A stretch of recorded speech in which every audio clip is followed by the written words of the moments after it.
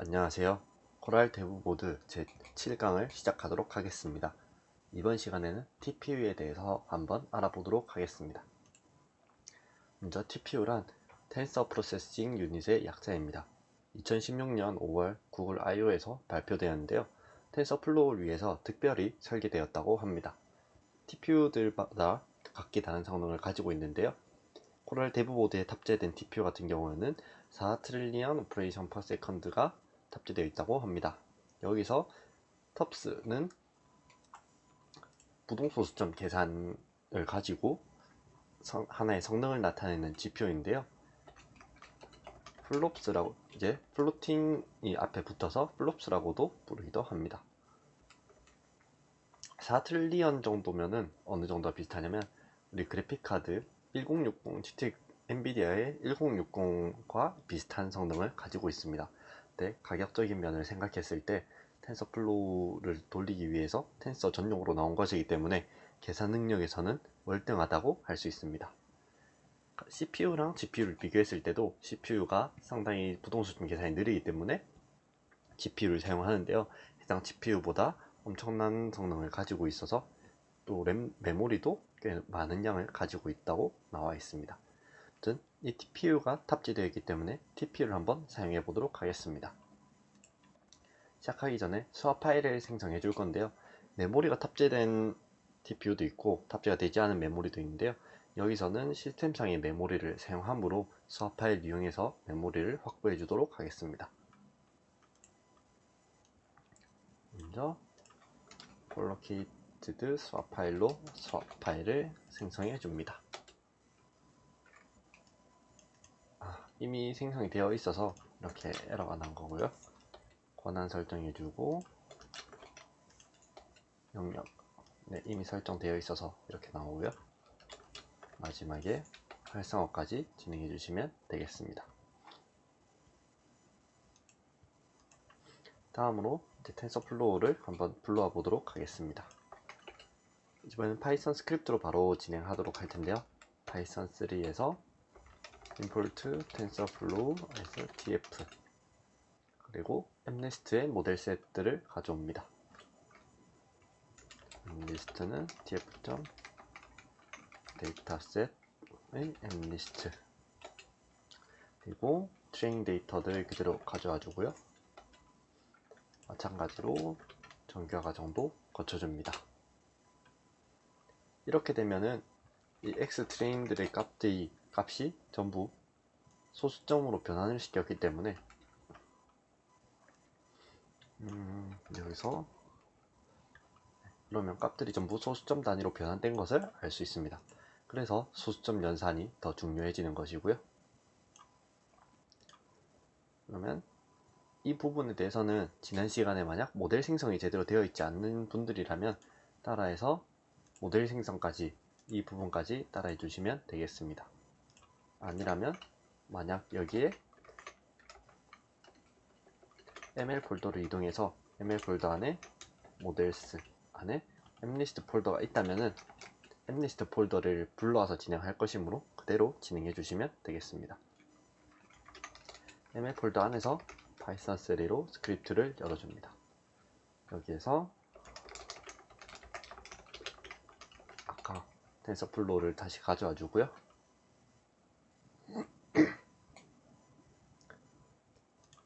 저장된 모델 파일을 가져옵니다. 이 모델 파일을 이제 컨버트를 해줄 건데요. 컨버트를 해준 이유는 이 코랄 데브보드의 TPU에서는 기본적으로 8비트를 이용해서 연산을 하고 있습니다. 원래 32비트를 기본으로 많이 사용을 하는데요. 8비트로 쓰는 이유는 부동소수점은 아래의 길이가 늘어나면 늘어날수록 비트 수가 늘어납니다. 근데 8비트로 앞에를 줄여버림으로써 용량을 좀 많이 줄일 수 있어서 IoT 장비나 온디바이스 ML 등에서 많이 사용하게 됩니다. 이 컨버트 과정은 TPU 코랄 데브보드 가지고 있는 TPU에 맞게 8비트로 변환해주는 과정이라고 보시면 되겠습니다. 옵티마이제이션을 진행해주고요.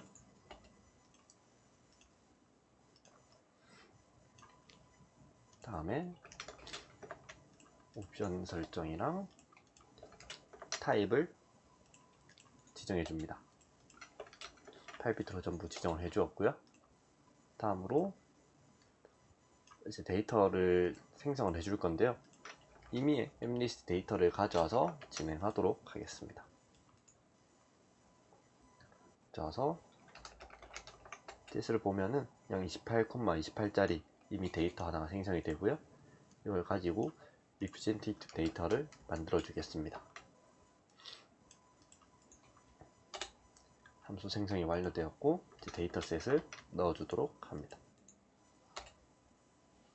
네, 큰 과정 없이 이제 컨버트 모드 설정들이 다 되었고요. 마지막으로 컨버트를 해서 변환한 모델을 tfwriter 언더바 quant 언더바 모델로 저장해 주도록 하겠습니다. 이 과정이 이제 저희가 만들었던 앱리스트 모델을 우리 TPU가 사용할 수 있게 변환해주는 과정이 되겠습니다. 그리고 방금 만든 tfwriter quant 모델을 이쪽에 저장을 해줍니다. 그럼 용량이 한 10만 정도로 나온 것을 확인할 수 있습니다. 이제 생성된 파일을 한번 확인해 볼 건데요. 뒤로 돌아가서 여기에서 모델스로 들어가면은 앱리스트 언더바 모델 언더바 quant라는 파일이 있습니다. 이 파일을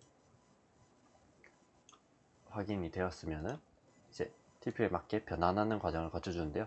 이 부분 이제 8비트로 양자화된 과정이고 양자화된 데이터를 TPU에 맞도록 변환해주는 과정을 거쳐보겠습니다. 컬 명령을 이용해서 t값을 이제 HTPU 명령어를 사용해야 되기 때문에 해당 명령어 사용을 위한 파일을 설치해 보도록 하겠습니다. 다음으로 패키지를 가져오고 업데이트 후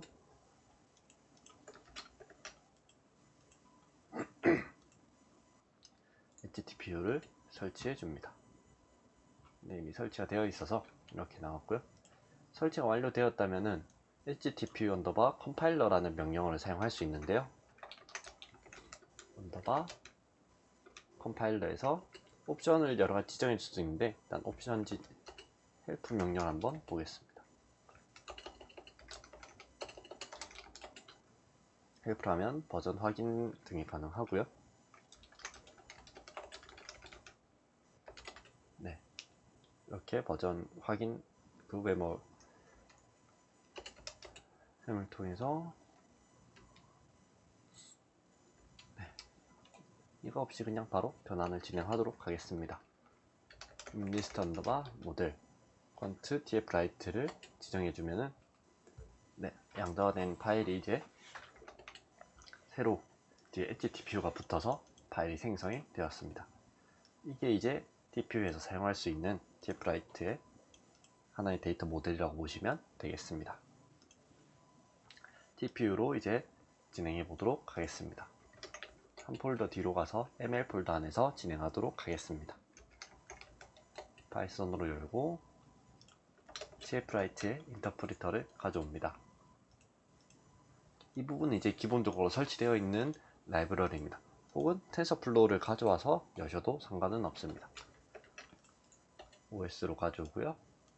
아까 생성한 모델의 경로를 복사해서 그대로 가져와 줍니다.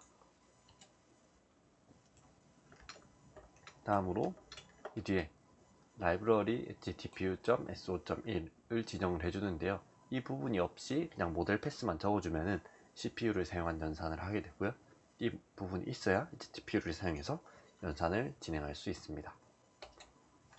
모델을 가져와서 텐서를 위치시켜 줍니다.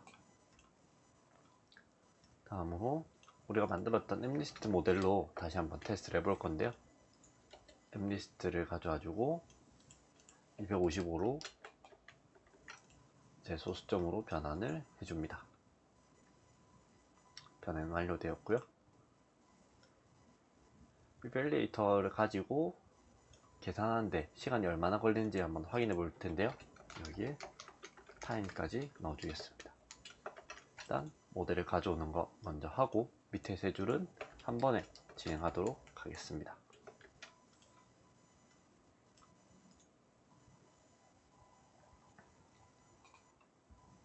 모델을 확인 중에 있고, 정확도는 약 9793 정도, 시간은 4초 정도가 소요된 것을 확인할 수 있습니다. 이렇게만 봐서는 지난번에 한 CPU랑 크게 차이가 있는지 확인이 어렵습니다. 그래서 내장되어 있는 물체 찾기, 그러니까 디텍션을 가지고 한 번 더 확인해 보도록 하겠습니다. 제일 처음으로 돌아와서 git 클론으로 tfwrite를 가져와 줍니다.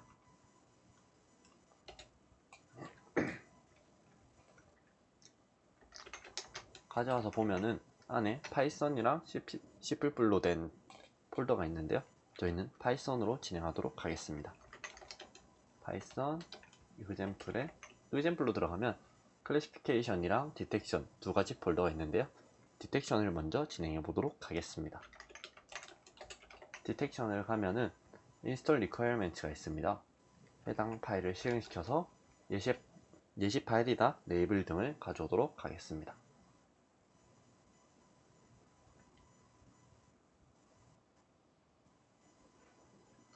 파일 가져오는 것은 이미지나 레이블 등이라서 크게 시간이 많이 소요되지는 않습니다.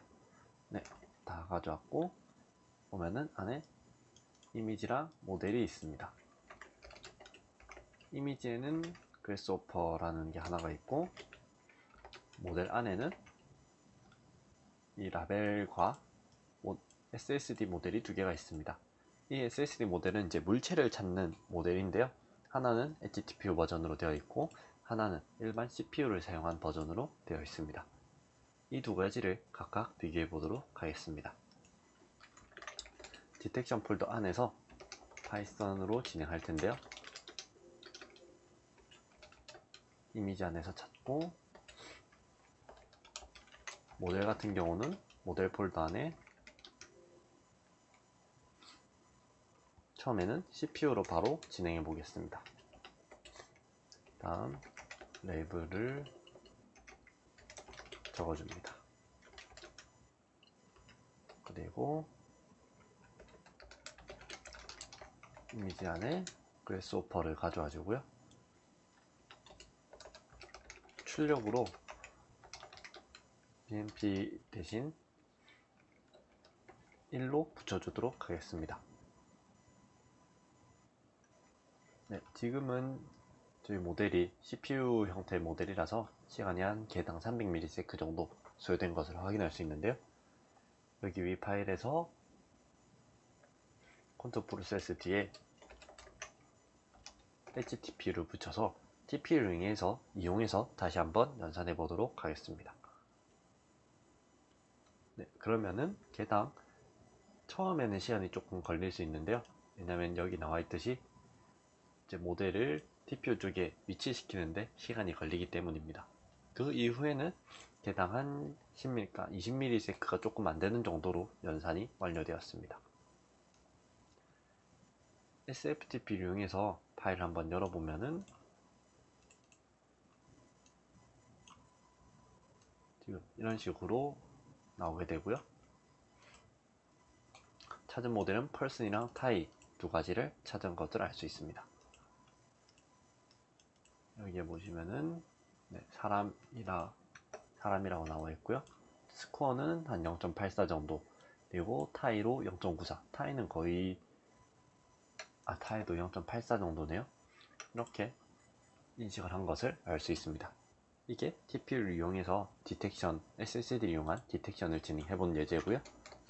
하나 뒤로 가서 클래시피케이션을 진행해 보도록 하겠습니다. 클래시피케이션 또한 앞서 했던 거랑 비슷합니다. 여기 나와 있는 requirement를 실행해서 필요한 파일들을 다운받아 주고요.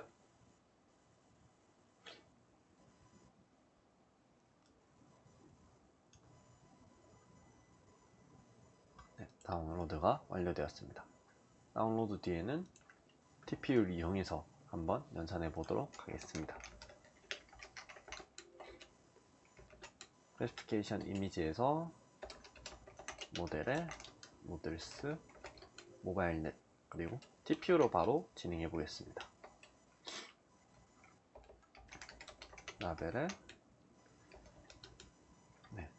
새 라벨을 가져왔고요. 패럿을 넣어 보도록 하겠습니다.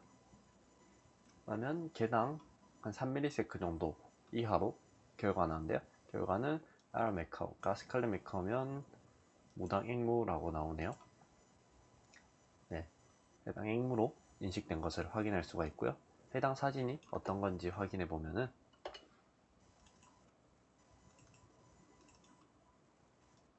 이 앵무가 나오게 됩니다.